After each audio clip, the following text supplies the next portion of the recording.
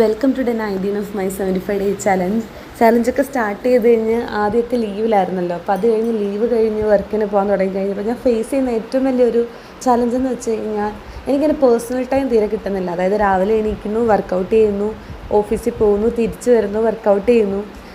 പിന്നെ എനിക്കിപ്പോൾ എന്തെങ്കിലും പഠിക്കാനോ അല്ലെങ്കിൽ എൻ്റെ കാര്യങ്ങളുണ്ടെങ്കിൽ അത് ചെയ്യുന്നു. അതല്ലാതെ എനിക്കിപ്പോൾ കുക്കിംഗ്, ക്ലീനിങ്, ക്ലോത്ത്സ് വാഷ് ചെയ്യണം, അങ്ങനത്തെ കാര്യങ്ങൾക്കൊന്നും തീരെ ടൈം കിട്ടുന്നില്ലെന്ന് ഫീൽ ചെയ്യുന്നുണ്ട്. അപ്പോൾ നമ്മൾ എന്താ ചെയ്യുന്നത്? നമ്മൾ പയ്യെ റുട്ടീൻ ബിൽഡ് ചെയ്യാനാണ് നോക്കിക്കൊണ്ടിരിക്കുന്നത്. അപ്പം നമ്മളിതുവരെ ചെയ്തുകൊണ്ടിരിക്കുന്ന കാര്യങ്ങളെല്ലാം ചെയ്യാൻ നമുക്ക് ടൈം വേണം.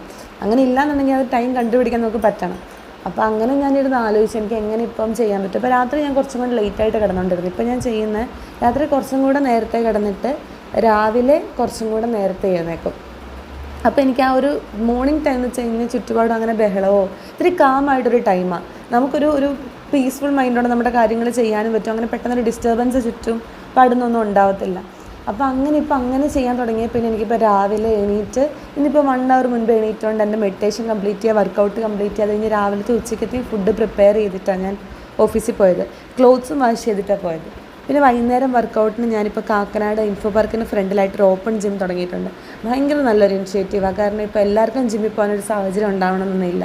അപ്പോൾ അങ്ങനെയുള്ളവർക്ക് ജിമ്മിൽ പോകാനോ വർക്കൗട്ട് ചെയ്യാനോ ഒക്കെ പറ്റിയ ബേസിക് ആയിട്ടുള്ള എല്ലാ കാര്യങ്ങളും ഉണ്ട്. അപ്പോൾ അതായിരുന്നു എൻ്റെ ഡേ 19.